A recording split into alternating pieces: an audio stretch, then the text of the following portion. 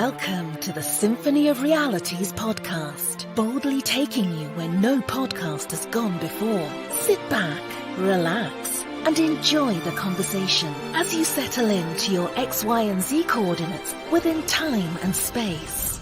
Here are your hosts, Christopher Anatra and Sean Bond.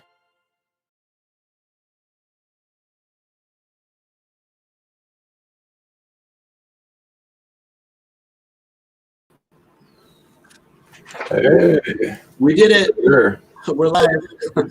Wonderful. Our first show, Sean. Yeah. Thanks for having me on, and thanks for coming online. Yeah, exactly. Our joint show, our joint Symphony of Realities, episode number 1.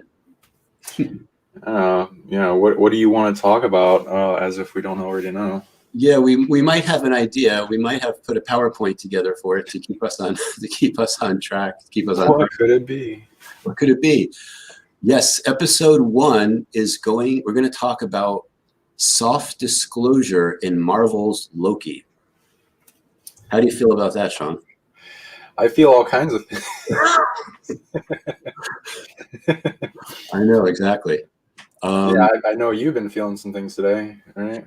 Yeah, I've definitely been feeling some things today, for sure. This is a delicate subject to talk about, but, I saw the first episode, and I think you did too, right? Obviously you did. We both did. And there was so much soft disclosure in there, especially for things related to time. But I thought, wow, this would be a very interesting first episode to make about that. Right? Yeah, it just bombards you with concepts that we've talked about for a long time before they even came out with it. And even if you go into the comics don't really talk about it in the same way, and even just a small little bit. So it's not, and barely anyone even knew about it until it went mainstream. So interesting why this is coming out now. Yeah, one of the things I like that we're going to talk about a little bit too when we get into it is a concept that they call the sacred timeline. And that's a concept too that, myself and others talk about related to the golden timeline, which is that timeline where we can reach the highest potential of ourselves that we're all really striving to get to. So here we go with episode number 1. Yeah, let's go to the next slide. Okay, this is our introductions. So Sean, for people that don't know you, how would you introduce yourself? Oh, well, thank you. I'm Sean Bond of PsionicLeague, PsionicLeague.com, and also PsionicLeague YouTube. If you want to, are you interested in going further down that rabbit hole? Psionics is mental power, mind over matter, and going into military science that goes into accumulating all this knowledge around the planet that people have gone into for evolution and abilities and unlocking their genetics, subtle energy skill sets, and many other things, and then taking that to a new level that hasn't been brought out in a long time, and even to new levels and beyond testing limits. And for anyone that is interested in testing their limits and what they can do this life, please contact me. How about you? What is this quantum businessman thing? Yes, hi. You know me as the quantum businessman. So I have created a YouTube channel, primarily focused on Mandela effects, timelines, what our consciousness actually is, our holographic universe. I bring in elements of quantum mechanics, et cetera, et cetera. So, and I like to put things together in a certain way that people don't think about. So, okay, if we are in a holographic universe, what's going on there? Is it just there's got to be drama and story and so forth. So I like making all those different connections. And my ultimate goal is to raise people's consciousness, to get them to start to think out of the box and to begin them to question what reality is and question everything that they've been taught. So yeah, that's where I'm coming from. Yeah, same. Yeah, I love it. Keep chugging along with it. Thank you.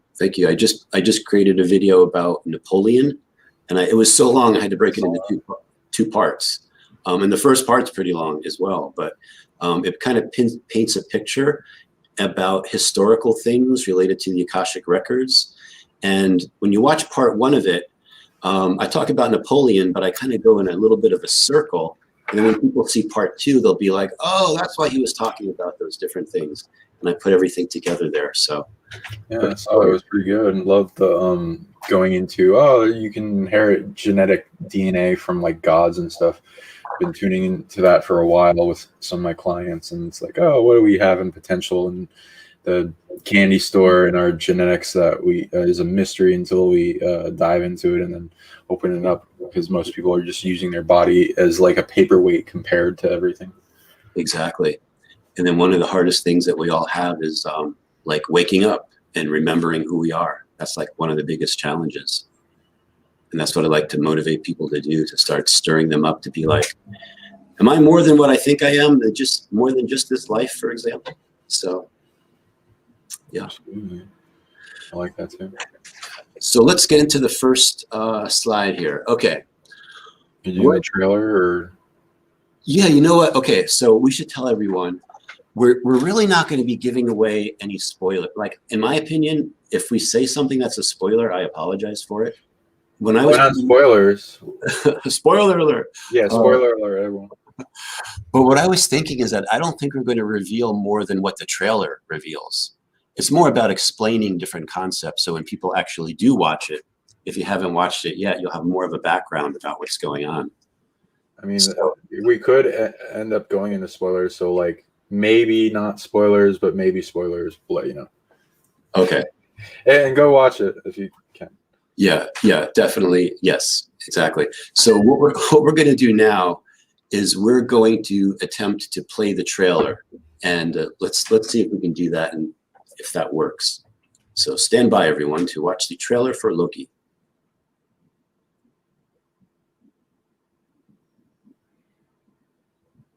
You have big screen. I know what this place is. The timekeepers have built quite the circus. And I see the clowns are playing their parts to perfection. Big metaphor guy. I love it.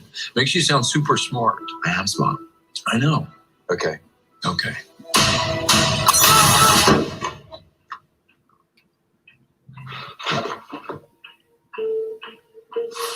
Please sign to verify this is everything you've ever said. This is absurd. Sign this too.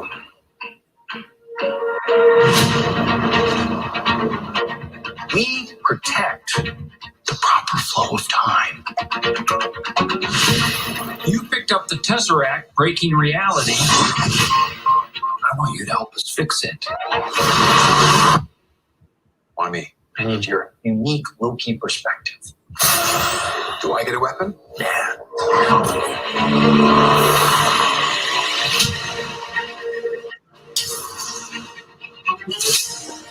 You really believe in this Loki variant? Luckily, he believes in himself enough for the both of us. Why? It's adorable that you think you could possibly manipulate me. I'm 10 steps ahead of you. You're not big on trust, are you? You can trust me. Loki, I've studied almost every moment of your entire life. You've literally stabbed people in the back like 50 times. I'd never do it again.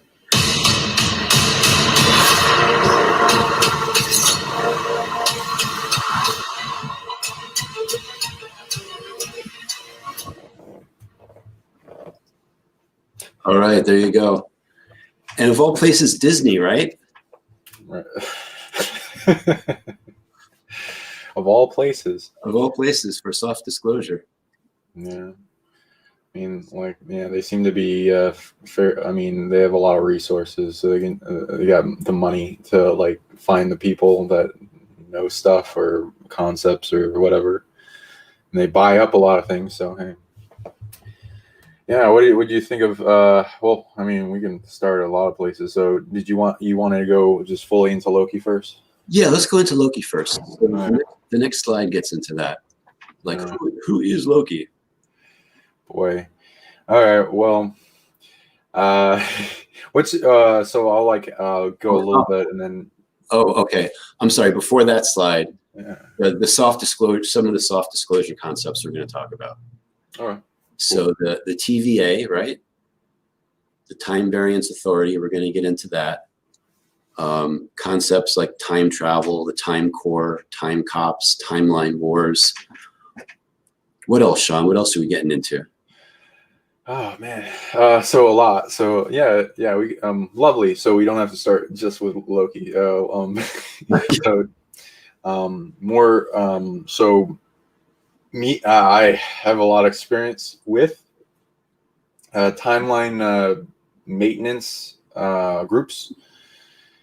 So they've visited me a few different times. Like one time, first time they visited me was when I got out of the void prison, and I had like a huge change in my timeline and memory awareness, other stuff, and it changed everything. So they flagged me and then like split second temporal dilated me and did a whole bunch of things, interviewed me, and then eventually got on their side and learned a bunch of things. And they're pretty interesting. They allow time travel, especially, but they oversee most of it on this point.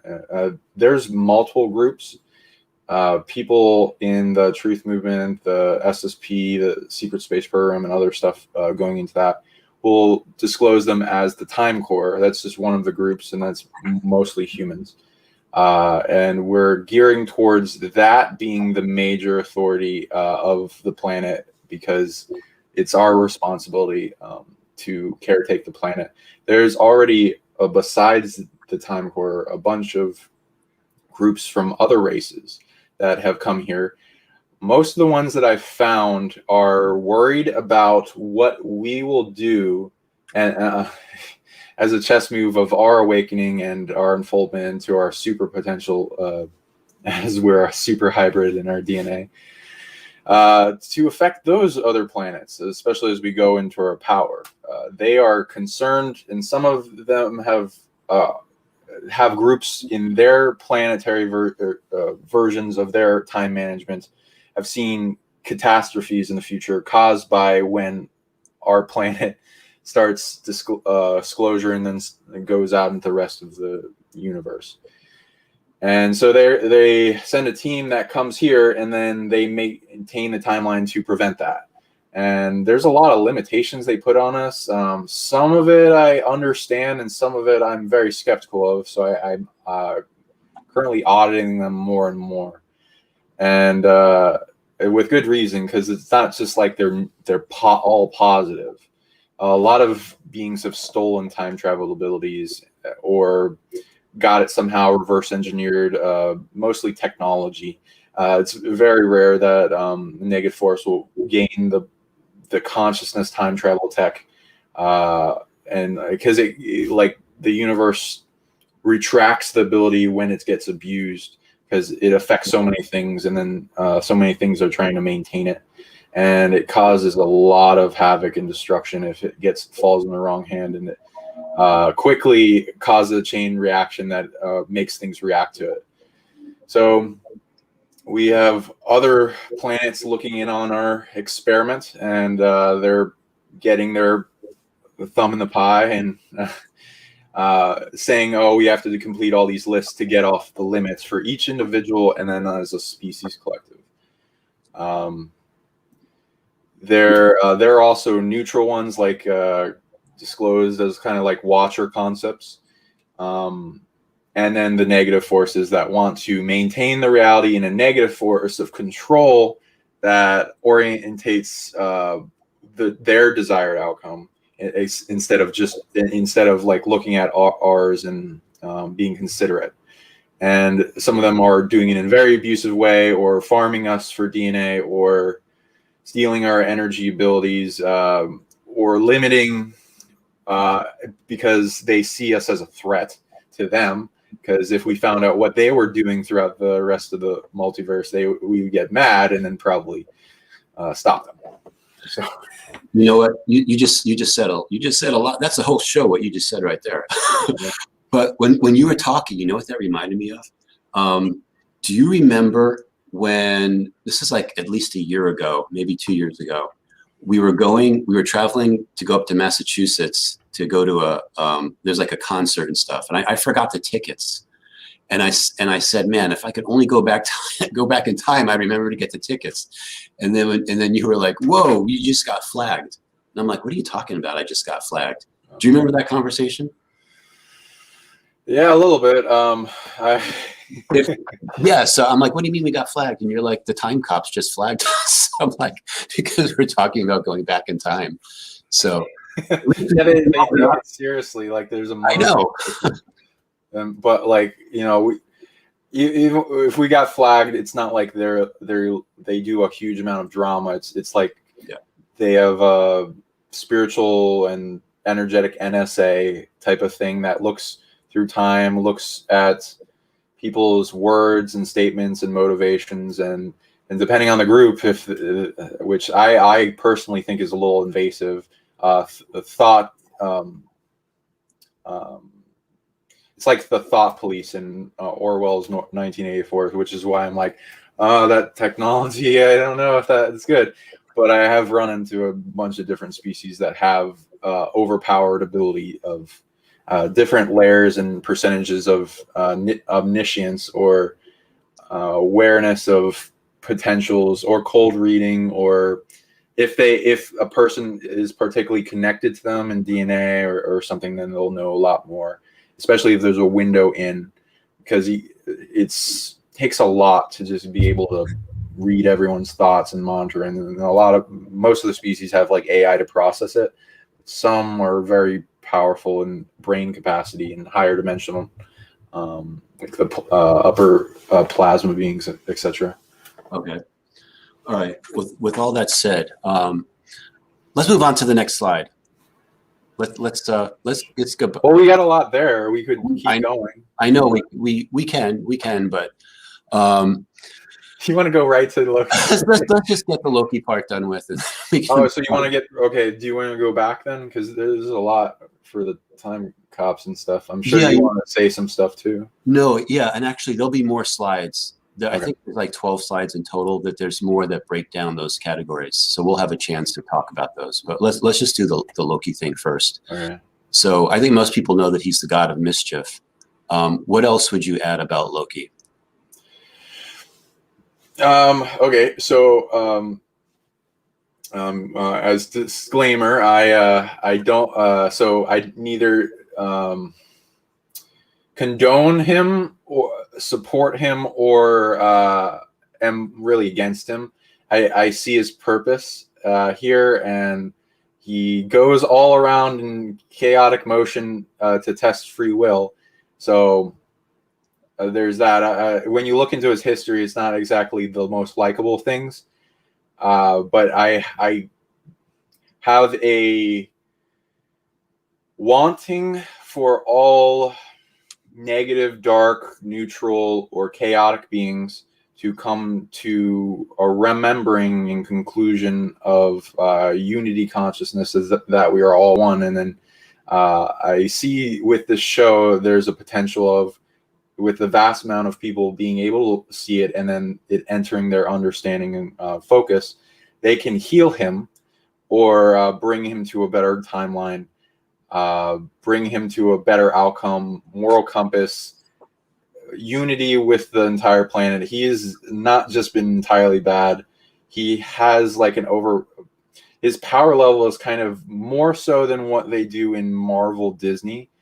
But it's less than what is expressed in the comics, which he's fairly overpowered in the comics.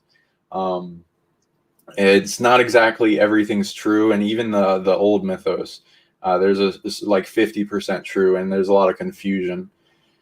So there's a lot to go into. He has defended the planet mostly for his own purposes, but like predators, he's taken out big predators. He has shown up to me in multiple dreams and contacted me. You said he was interacting with you a bit as well. Did you want to talk about I really don't want to talk about too much about it, but yeah, he definitely was letting his presence known, and wanted to make sure that we were a little gentle with him, I think. And we can do that. It's we're not though condoning all his past, but we know anyone can change. I just wouldn't ever trust him, but I can like I say, you can you can trust people as far as you can throw them, and you can train yourself to throw them farther as you understand mutual beneficial goals, what they really want, and then things you can unite on that. And then the rest of the time, I'd recommend mostly people detach. I have felt a presence where he's attached to the show, and it's mostly control auric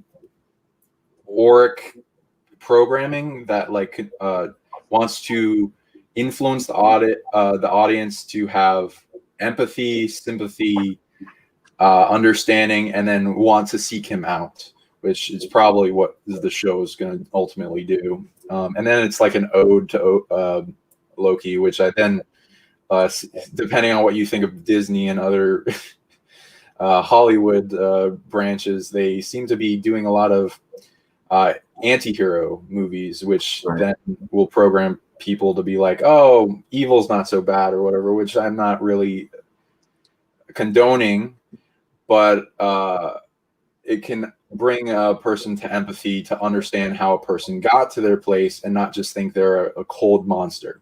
And even an evil person, if you psychologically find out why they got there, you could bring them out of it and then bring them to balance. And same thing with gods, though it's hard and the mythos is swirled with misconceptions, and a lot of times not ultimately worth it all the time. Though with millions of people watching this, the likelihood of it changing him, hopefully for the better, is very likely, especially if he wants people to like him. Yeah, and that's what I was getting out of it too, is that I think as we watch this this series on Disney, it's going to be something where Loki becomes more of a likable character. And from the first episode, you could see that he suffered like a real loss when he realized that his actions killed his mother. And, you know, he has like an interesting relationship with Thor, but he does like somewhat underneath it all love his brother. So there's like a love of family element there as well. But yeah, I can definitely see it's becoming like more of a likable character is what the series is probably going to, you know, put into people's minds. So let's just go on to the next slide, because there's some cool time stuff to talk about as well. Unless you wanted to add one more thing. I mean, there's a lot in all this that we could just talk about for days. But if you wanted to do the thing where we do a little review on each of the shows, so that it gets to as many people as possible, we can put a lot towards each show if you want. Okay. All right. We could do that. We can see how that works out. Or maybe so we can go over these slides quickly so that you don't like not use them. So yeah, let's go to the next slide, because this is my favorite one.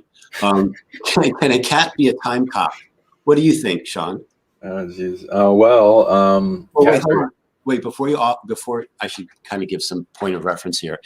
In one of the first scenes, when Loki gets into the TVA, there's a cat with, I don't know what disturbed me more. I think his bowl disturbed me, because it was like, who cleans that cat's bowl, right?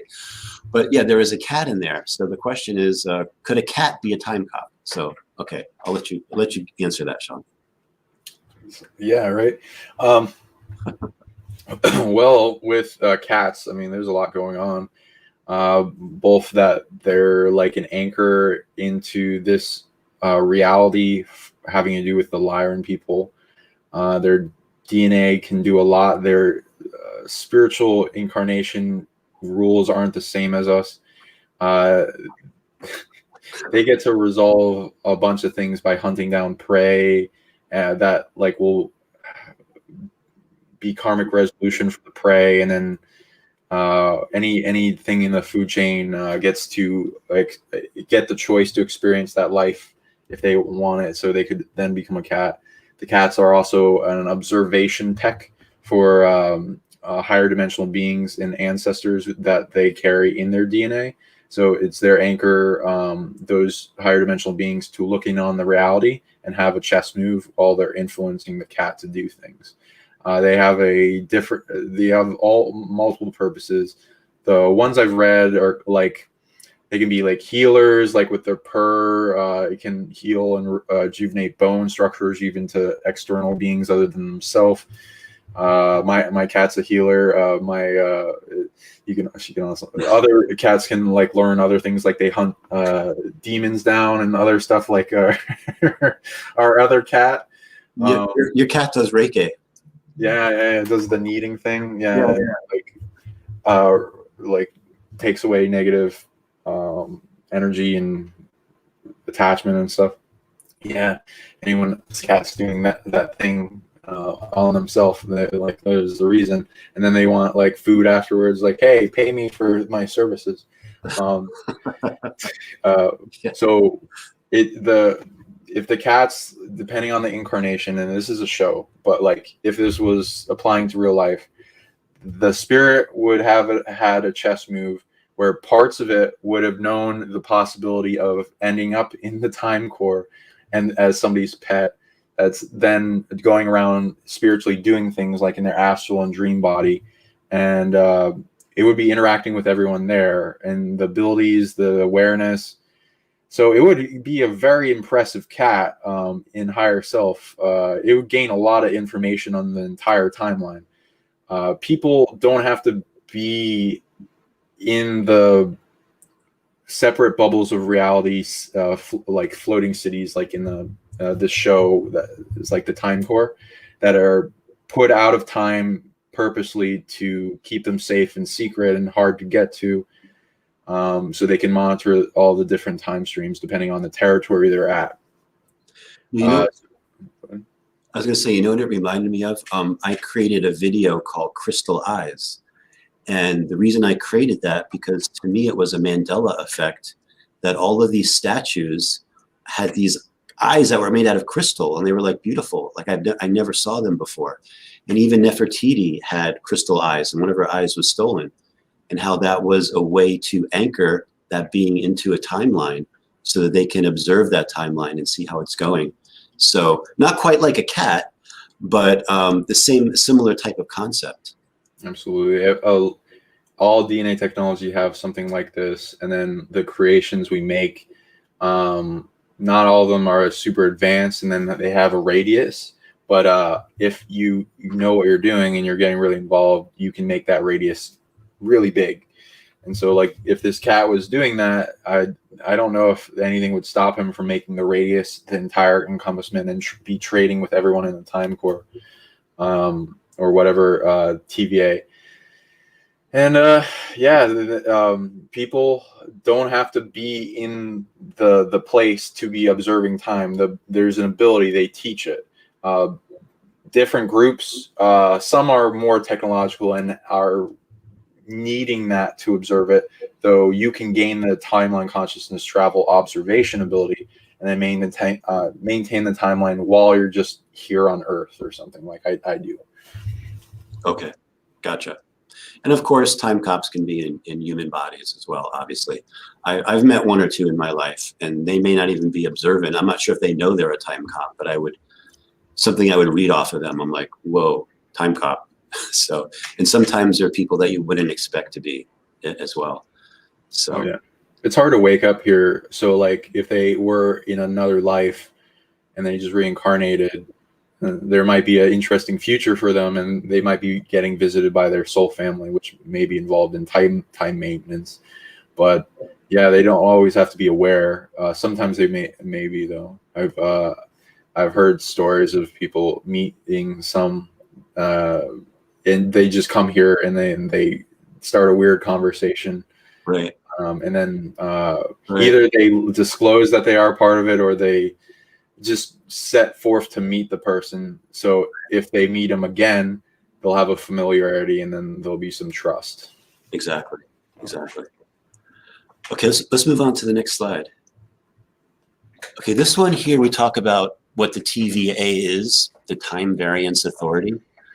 And one of the things that was interesting about this is that what we observed, or what we saw in the first episode, is that how they explain how, like, someone asks Owen Wilson, who plays Agent Mobius, I think is what his name is, how old he is or how long he's been there, and he's like, I don't really know, because time passes differently here.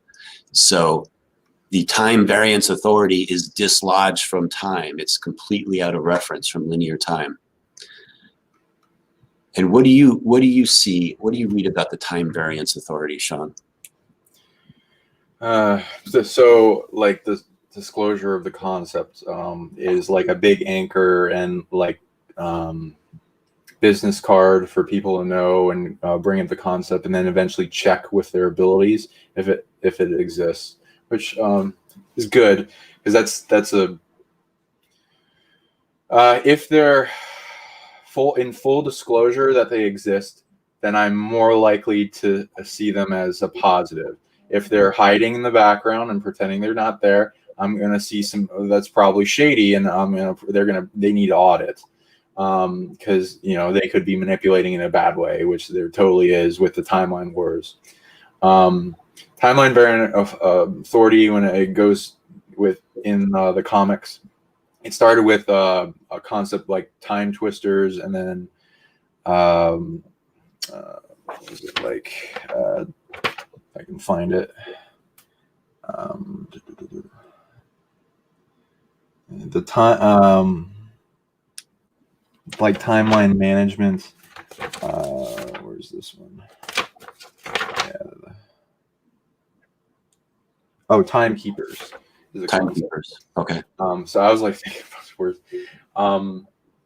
The time twisters in the comics are a bad group that then get disbanded, and then like fighting Thor and the Avengers, and they turn into the timekeepers, which I think they claim to be a neutral one that goes into maintaining their own timeline, which is I see a lot of the neutral real ones as they're very self-interested, but they'll gain a large amount of awareness of everything around them to maintain themselves, and then sometimes get involved if things threaten them while also threatening others. They in the comics, they turn kind of bad against the Avengers, and they send off a lot of beings after them to try to stop them, because they see them as a threat potentially in the future. Right. So I'm wondering if the time variants go in that direction too, with being able to just disintegrate a person, like for not getting a ticket in line. There's some shady stuff for that. Yeah, I know. That's kind of funny though, because the guy, I don't want to do a spoiler alert, but I guess maybe I will. But there's one scene where they had to have a ticket, and Loki's like, I don't want to take a ticket. There's only one person ahead of me. And they're like, take a ticket, take a ticket. So he finally takes a ticket. And then the other guy, I forget what happened, if he didn't have his ticket or something. And then they did something, and they basically looked like they vaporized him, or they took him out of time, so to speak. So Loki was like looking all over for his ticket. He finally found it. So yeah. What did he do? I wonder. I heard him say that he's like the son of someone at Goldman Sachs. I'm like, well, okay. I didn't catch that part. Yeah, this probably is, that's interesting. That's interesting. Also, I'm just going to mention too, there's another movie that has soft disclosure about this as well, called The Adjustment Bureau. Now, I don't know if we're going to play this clip, because the screen I think will be really tiny, but we could try to play it. Maybe it's 3 minutes, but there's a certain point where he says, guess a color, blue, what number you're thinking of, 17, and then we'll just stop it right there. But we'll see how this works out for us. Yeah, I'm wondering if there's multiple cats too. How are you guys? We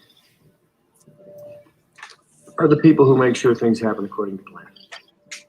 My name's Richardson.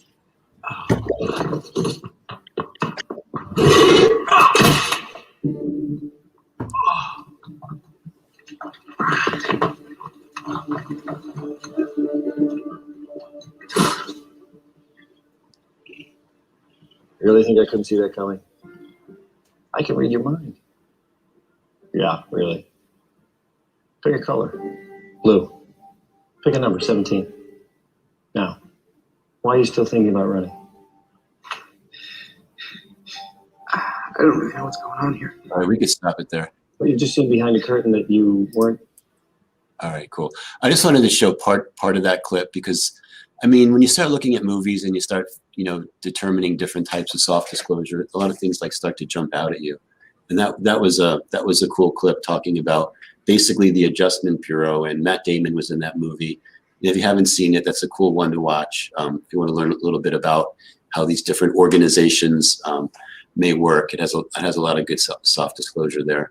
Do you remember seeing that movie, Sean? Oh yeah, that was really good, and like triggered the crap out of me. It was wonderful. If you like that type of thing, Like to be triggered, sure. Whoa, yeah, management it needs it. Like as soon as it's like a while ago, we're not like the first species at all. Like this isn't like the first sentient planet at all. So there's been beings that have been messing with time for a while. So large scale timeline wars throughout the multiverse, large amounts of authority is needed to maintain things, whether it be on a higher dimensional level and then going down to physical, because it's the goal is to get us to be able to take up the reins and authority to hold our protection ourselves, and then those species then pass the mantle to us so they don't have to do it, and they can maintain their own thing, because it's a lot of work. Every little choice point and free will involved. So yeah, let's see. You can go over more of this I get in the slides. Yeah, let's. You want to say something else about this slide, or we can move on to the next one? Sure. Yeah, so like some of the other species I've seen get involved. At least I can confirm. Orion Nordics. I've seen some Syrian things. I've seen some Lyran things. I've seen the negative forces. I've seen with like Draco and a lot. They like steal it. So if those can be collapsed easily, and they're constantly being collapsed. A lot with future versions of us and hybridization programs, and like go into the Greys and Zeta Reticulus. They branch off into many different versions of timelines. Then some of them screw up their stuff and think the only remedy is coming back in time, saving their DNA by putting it into us, this hybridization programs, and then also seeing if we can help them in some way, or they want to control this timeline so it becomes what they want it to be, with the things they wanted to happen that happen on their timeline, and the things they don't want to happen. And it's a lot of control wars, and I think it causes a lot of havoc, but at the same time they've collected a lot of rare DNA, and sometimes it's valuable, but they have to get a certain person that they're visiting or abducting to agree to it and accept it, in either the higher self or forcibly. And that can be positive, negative, good. And they're not the most empathic beings possible, especially since they've been shutting down their fertility and their emotional body and been dealing with paradoxes. And if they turned on their heart, they would feel a lot of pain, essentially. So they're very intellectual, but as soon as the first time they contacted me and they started interacting with me, as soon as I was like, oh, okay, I'll help you, I got a huge amount of pain in my head and my heart, and I felt like I was getting like stabbed and stuff, energetically or something. And then I felt very betrayed by that, and I found out it wasn't what they wanted to happen to me. It was like some spiritual drama weight on their shoulders that was then being instantly put onto me by me agreeing, and they didn't want that to happen. But same time, I'm like, oh, no wonder you're dealing with so much, and it's right. Like a chaos tornado in their DNA, and it's like, oh, no wonder you shut down your heart, and their cloning programs are shutting down and all that, and a bunch of different branches of the species that are losing spirits that want to incarnate into them continually, and then they're almost extinct kind of thing. So they have to be desperate a little bit. I gotcha. Okay. All right, so we've got those groups where the neutral just want to observe, the negative groups want to control, as you're talking about. The positive ones, they're the ones that want to save the sacred timeline. And I think that's a good one. Yeah, we're all for the positive ones for sure. What would you say about the sacred timeline? I say the sacred timeline is where we want to be.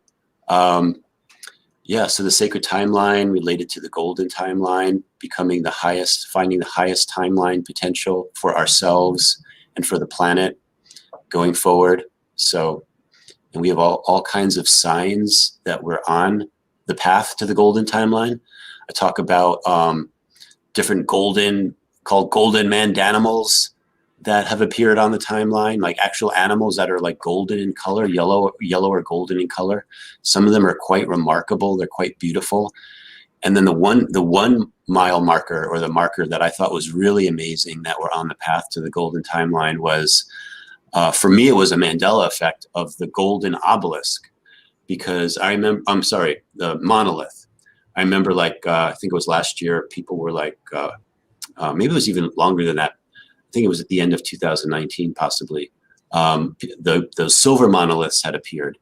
And then for some reason I had missed it, but one of the monoliths was a golden monolith. And I'm like, wow, the golden monolith. So to me, that was a Mandela effect, and showed that our frequency had vibrated enough that we're on that timeline. So. That's that higher dimensional, timeline editing skill that we observe. What did you think about the concept of the timeline garden infinity stone thing?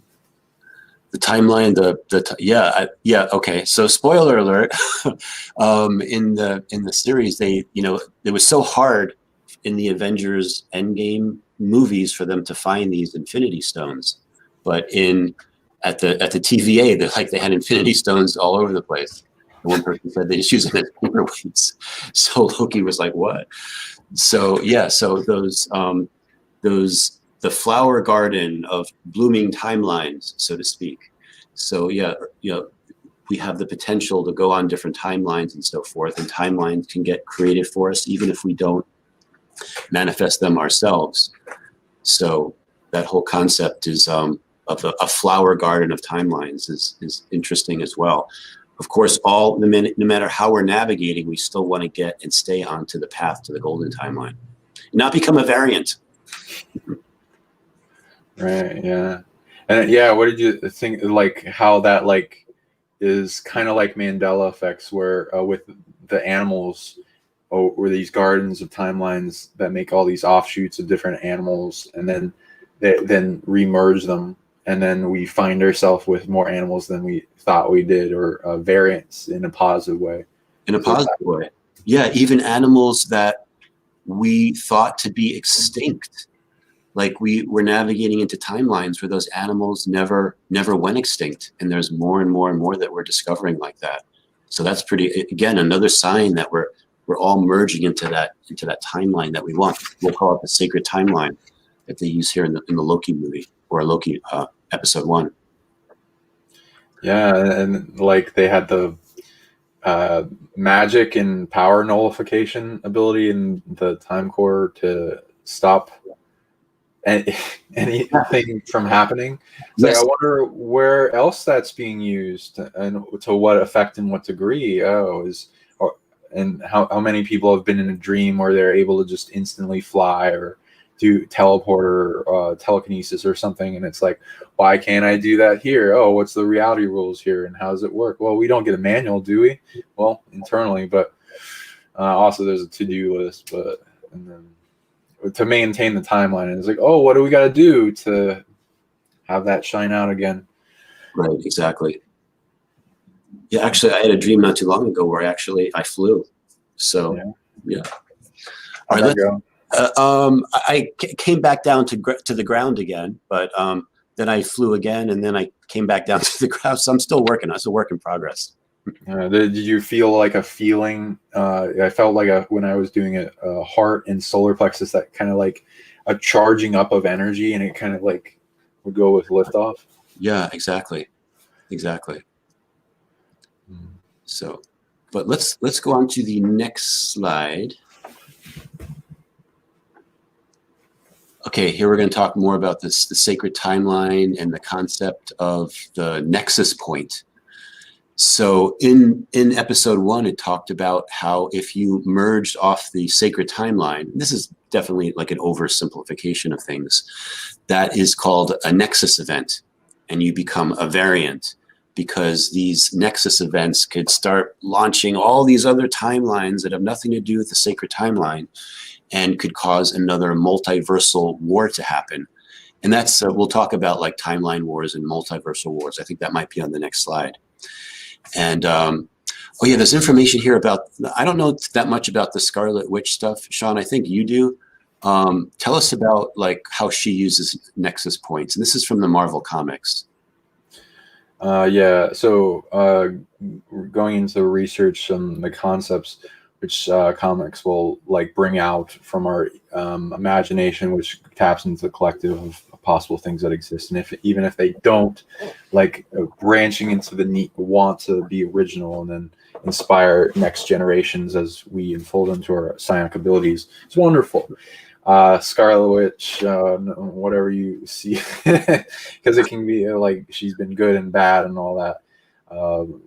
Described as a being of using chaos magic, which is pretty powerful. They say not many people can use it. It depends if chaos likes you. And then there's DNA lineages that support that with the extra dimensional witches and wizard DNA. Like I usually track back interacting with Sirius, A mostly.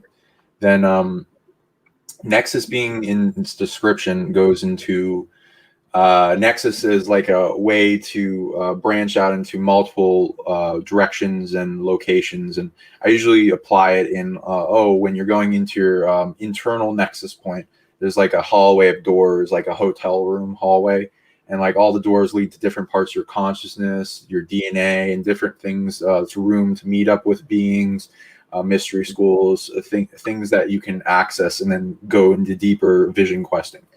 Nexus goes like, many options, many points of power.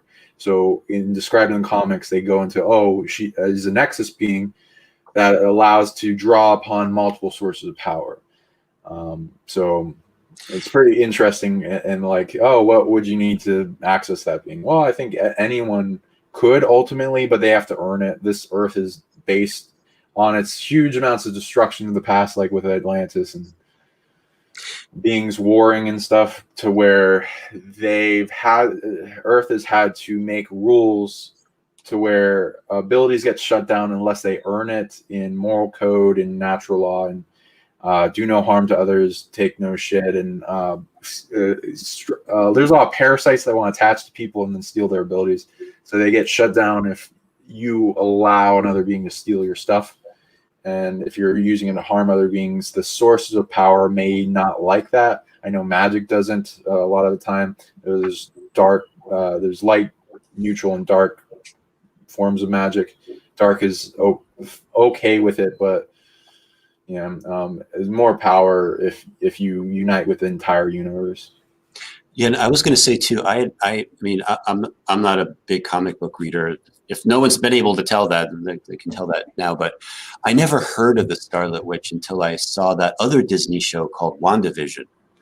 And then I'm like, who's the Scarlet Witch? And that was like the woman in the show. So like all these things are starting me to help connect the dots about how, the soft disclosure and all the different types of things that the Marvel comics that are bringing, and the DC comics as well too.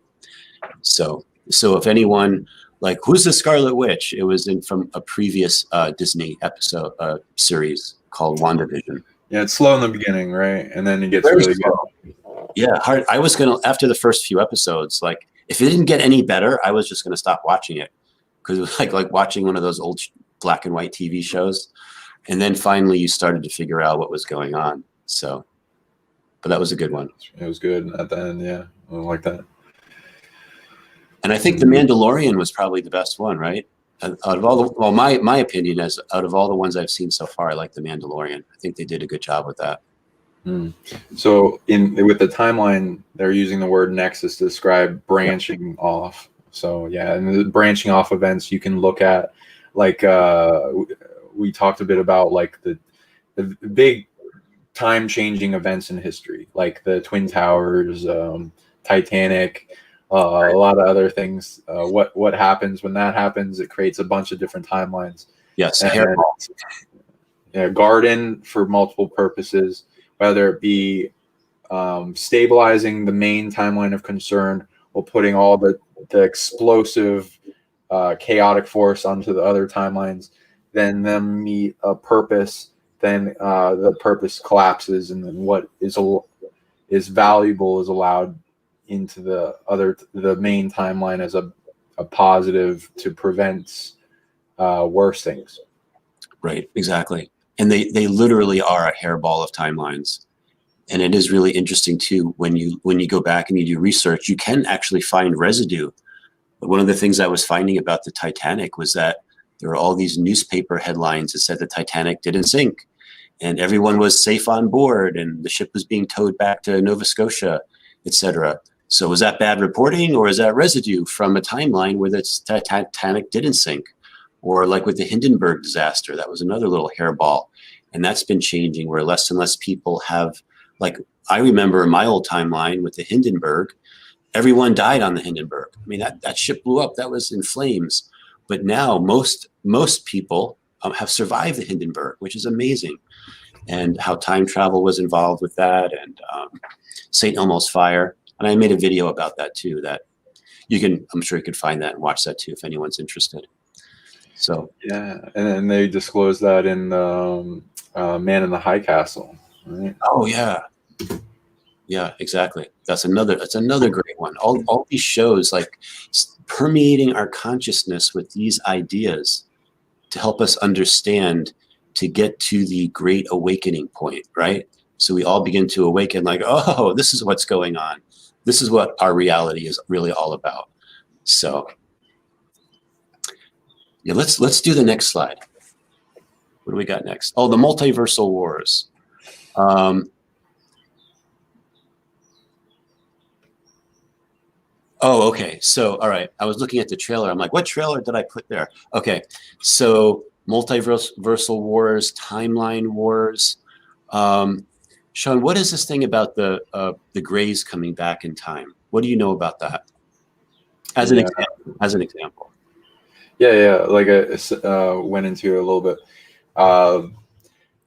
The time is always shifting, and nothing's set in stone except predictive model habit patterns and things that, like, motivations on all the players on the chessboard and what their goals are and what they're orienting towards. And that can change as well if it's enough force or information can make a sway in it, which we will see with some of the concepts of deja vu. One is like, oh, we're getting a dress rehearsal for the day and we're dreaming beforehand. And I know some people that can dream a bunch of them before to get it completely just right, so they have that day go as successful as possible with what the timeline needs. Or the future self or some information transfer source is sending information back in time to give you a huge deja vu, like, freak out moment that gives you information, whether you know it or not, that allows you to change the timeline for the better usually. And then so the Greys, there's a lot. It's not just the versions that branch off from us in hybridization from the future. There's like over 4,000 lineages I've seen, including biological skin suits, and ones used by the military to make it look like the aliens are abducting you, not the military. But yeah, I mean, they're basing that off of real beings that some are from here, some are genetic lineage, some added to our lineage. And then some are us from the future. So the future ones are coming back. You can like organize them in positive, negative, neutral factions based on their intention and what they're doing. And then they're coming back. Either they're very self-preserving into themselves, and they're like going through catastrophes because a lot of them have gone space faring and gone completely away from planet, which if we know with what we've seen in the early space missions, some people go into space and they go insane and they start eating each other because they don't have the Schumann resonance giving off in the spaceship, which then our spaceships now added onto it, so that the memory field, which is like an electromagnetic field around our brain, stays intact and we can maintain sanity and awareness. If we don't have it, we start going insane and space madness. So besides that, though, it's because there's more to it, which includes fertility. The ones that have veered away far from the planet have started losing the ability to breed. And then they're like, oh, we can clone. Oh, that solves everything. And then they just keep cloning more of themselves. And there's a limit to how many times you can clone a person. Or their machinery started shutting down, or getting variants in their genetics that weren't functional to incarnate into.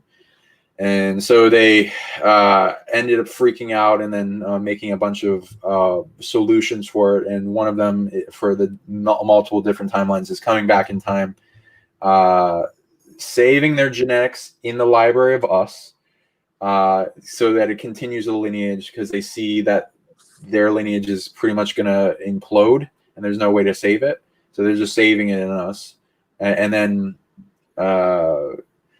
sometimes they can find a solution, though a lot of beings see that body as a prison at that point. Their emotional and physical experience is so like compressed compared to ours that it feels awful. They have no like they can kind of feel a little bit of fear, but they don't have much emotions except, and if they did, they'd feel a lot of pain. Because of the huge amount of drama and trauma and even paradoxes, and that does not feel good, right? And like having to do with coming back in time and time traveling. Okay. And and then some are involved in hybridization programs because it depends on how many spirits are really invested and interested in keeping that group going. Because some just want to jump ship, and those ones are pretty much doomed. The ones that want to keep going, they go into the hybridization programs. The negative, then the neutral factions are kind of doing less invasive stuff. So the positive ones they're caring and they consider it, and then the negative ones don't give a crap about us, and they just see us as kind of tools. And then so they're taking our DNA, they're putting their DNA on us, and they're using our DNA to force hybridization, which entangles with their drama, which is really painful.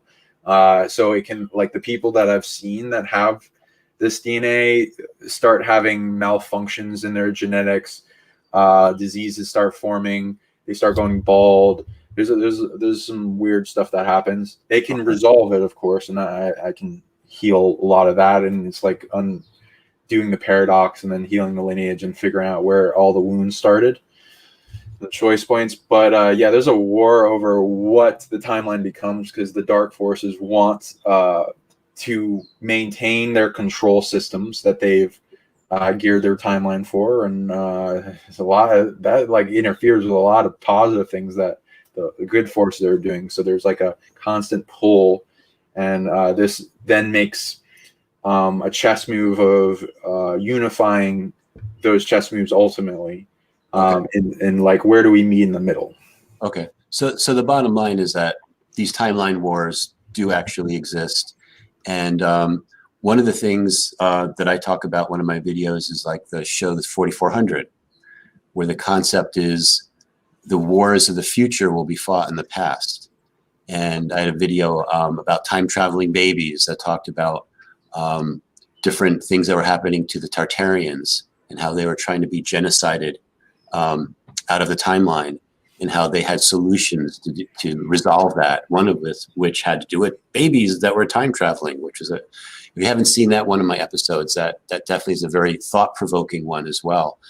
And there's another Netflix show called The Travelers.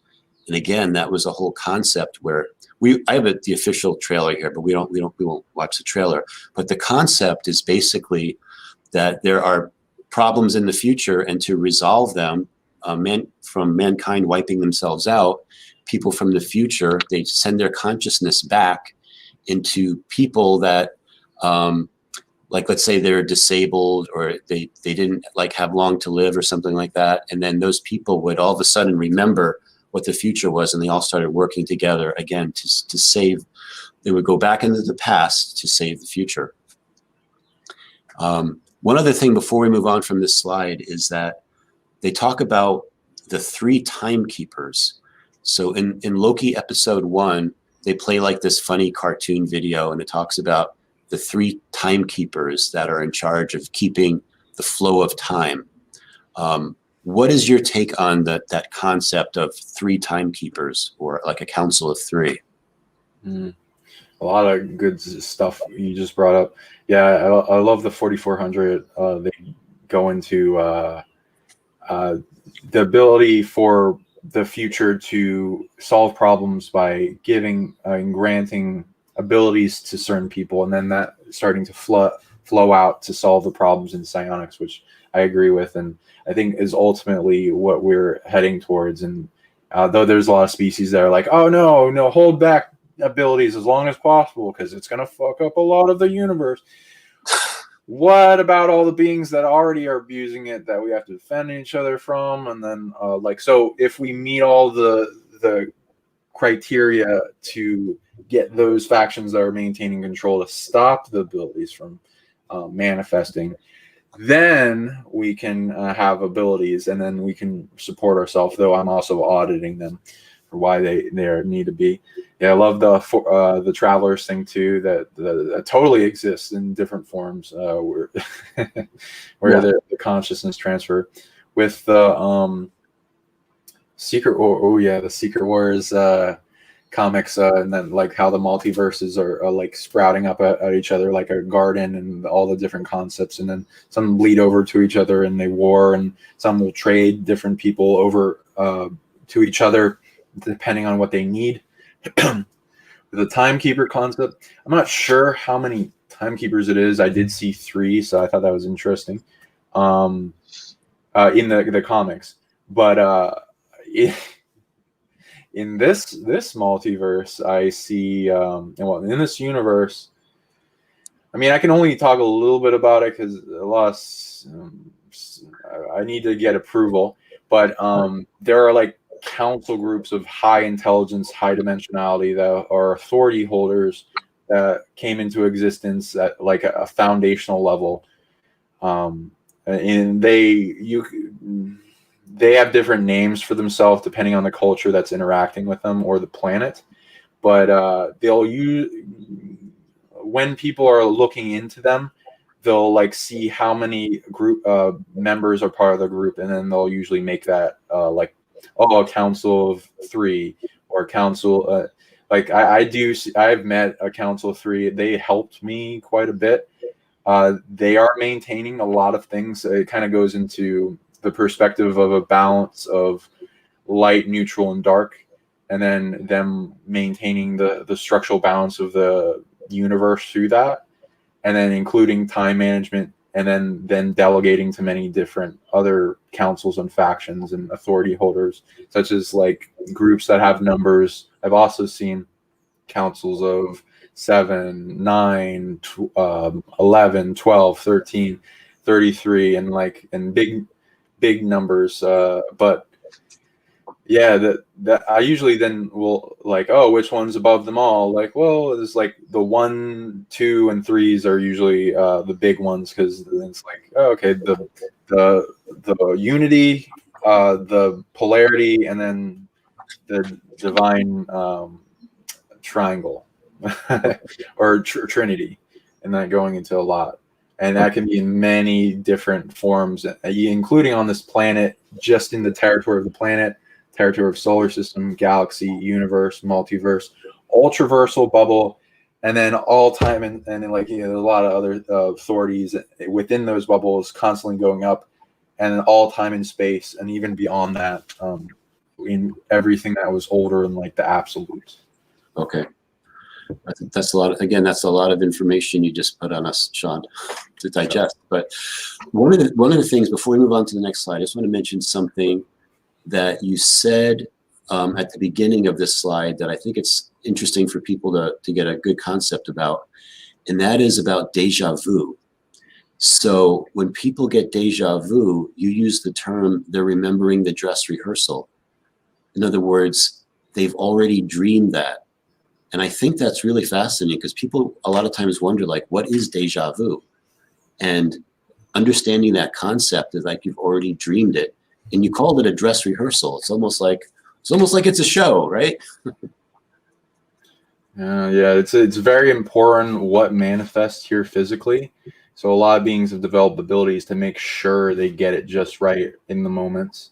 And even if we don't know and don't have full awareness, sometimes that makes part of it and the benefit of it. And we just subconsciously go through our day in the programs of everything. The energy levels we have, the motivations, the triggers, the impulses, all the things that make up our day, the numbers we see, like you went into impulse control. And Right. if we're on the right path and all the messages involved. Yeah. Either it's I usually like if people like read into other reasons for the deja vu effect, go ahead. I'm open to things. I mostly have read it as either the future get you or whatever versions of the beings that have the ability to do this, sending information back in time to allow you to change the timeline, or you dreaming it before, maybe even multiple times, and most people forget them at the end of it, and then because we're dreaming all the time, even when we don't remember it, and then we go into that habit pattern to get it just right, and we kind of know the mission of it. Yeah. Okay. Guys, I want to make sure people got that point too, because I think it's really cool to understand how the deja vu works and how it's all related to time, etc.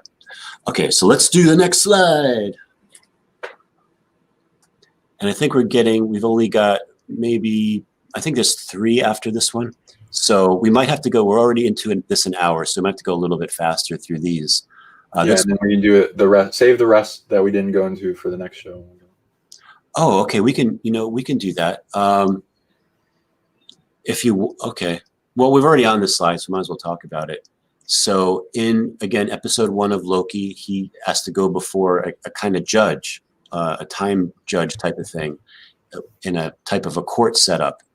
And it appears that if you're guilty, you get your mind wiped, and then you return back onto the sacred timeline, and you just don't even remember anything. At least that's what I got out of it. Or die. Yeah, or you die. Well, would they just put you back onto the sacred timeline, or just take you off completely? Well, this reality's one is more gentle, but we're figuring out what Disney's doing. I don't know if that's a little brutal. So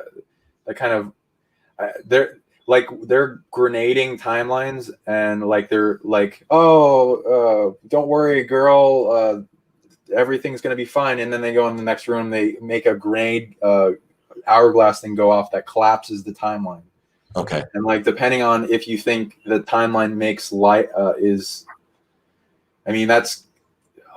in my opinion that if we're applying real physics, that would be life, that would be consciousness. So I don't, unless it's okay in like a merging process, like you say, where the life isn't just completely lost, I'd see that as bad. And they're probably, I don't know if they're gonna go into like morals on like, oh, do you think that's like bad? Well, maybe it's not just collapsing it. Well, maybe they're not just destroying it. Maybe they're merging it back. It depends. Right. Because if it's merging, then it's like soul shard part of an already existing person's spirit and soul that has split off to exist in those multiple timelines, and those coming back to what remains. And I'd say that's the more moral and humane way to do it. Okay. And the last bullet point on here too was interesting, is that at the TVA, Loki can't use his magic, just like the Infinity Stones don't do anything, etc. He kept on trying to do something and it just never happened. So it has that nullification, muting of magic. So yeah, I've seen things like that. It depends on the reality rules, territory involved.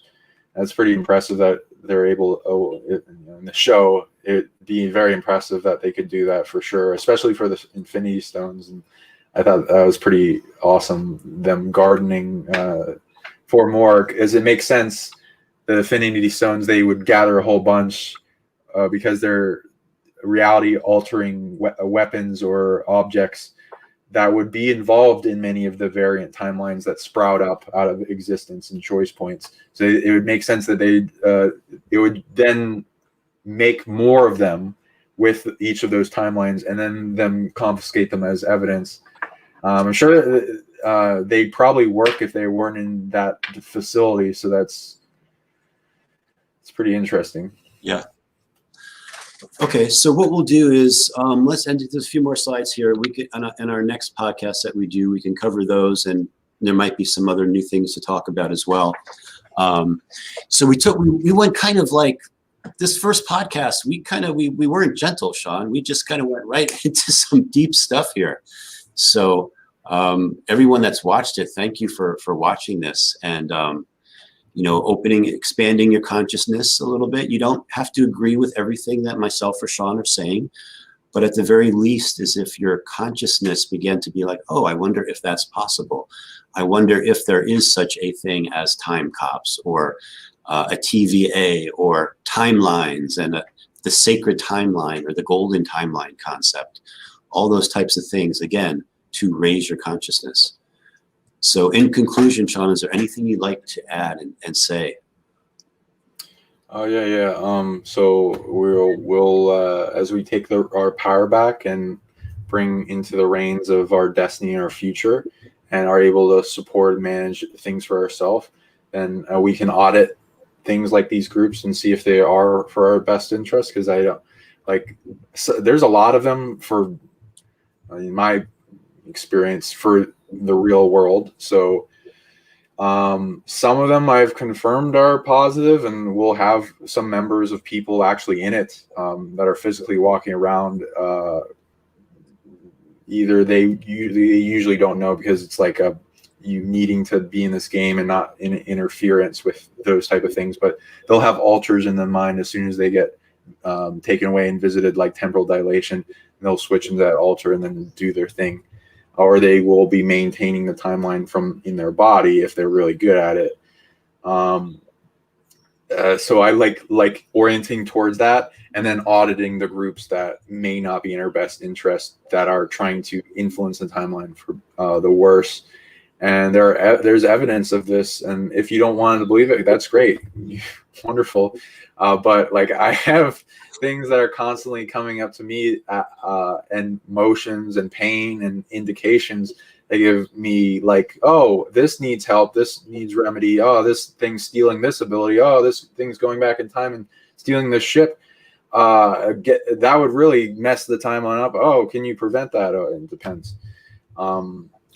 And then training the ability. Everyone can train in time abilities. It needs to be earned to Mr. Schwul. Otherwise, it stops in authority, because it's a very sought after thing. A lot of things want to steal it out of all the other abilities. I usually see time or spatial, like travel, is one of the most sought after abilities.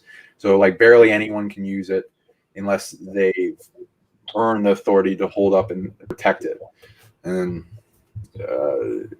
if that gets fall apart through the beings that want to steal it, then it will start showing up in stresses for the planet. And I see like monitoring systems, and I use color coordinations, like, oh, it's in the red, oh, there's some stuff going on. Right, and then right. when we resolve it, then it will go back to a calmness that seems to permeate in everything, including the weather and social economic situations. So at the end of our video here, how do you think Loki felt about what we said? I mean, we didn't go too much into him yet. Yeah.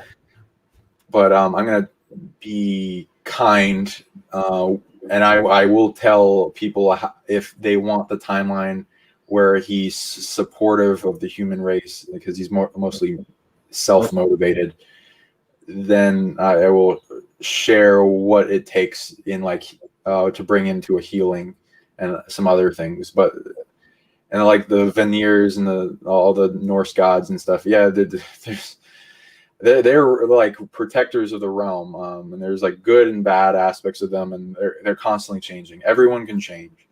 I just don't like trust them. like some of the more Norse guards, sure, they're more kind and stuff, but take everyone's stuff with a grain of salt, and observe and sense and like piece together based on what reality shows you. Very good. All right, Sean, and everyone that's joined us for our first live Symphony of Realities podcast, thank you very much. I'm not sure if we'll be doing this on a regular schedule, but all of a sudden you might see a surprise where we just go live on YouTube, or we'll try to give you a little bit of a heads up on it. So depending on the situation and what's going on. So thank you, everyone. Until next time. Thanks, Sean. Thanks. Have a good one.